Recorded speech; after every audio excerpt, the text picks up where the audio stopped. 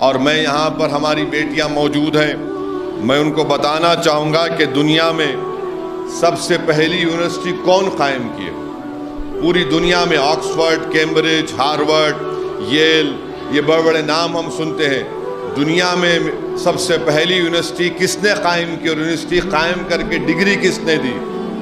یہ گورو انگریزوں نے نہیں کیا، یورپینز نے نہیں کیا، امریکنز نے نہیں کیا، بلکہ دنیا میں سب سے پہلے یونیورسٹی بنانے والی کا نام فاطمہ الفطری تھا۔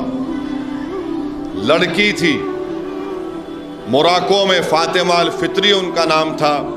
859 AD میں اس وقت مورخ لکھتا ہے کہ فاطمہ الفطری کے والد بڑے دولت مند تھے، تو انہوں نے اپنے والد کی دولت سے یونیورسٹی کا قیام کیا، ایک مدرسہ قیام کیا، اور خود پڑھی اور لوگوں کو پڑھایا، اور اس کے بعد ڈگری دینا شروع کری۔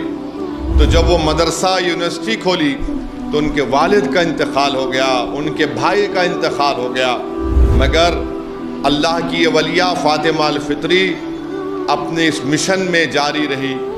اور آپ کو جان کر خوشی ہوگی، حیرت بھی ہوگی کہ فاطمہ الفطری کے اس دنیا کی پہلی یونیورسٹی سے کون پڑھ کر نکلا جس کو دنیا ابن خلدون کے نام سے یاد رکھتی؟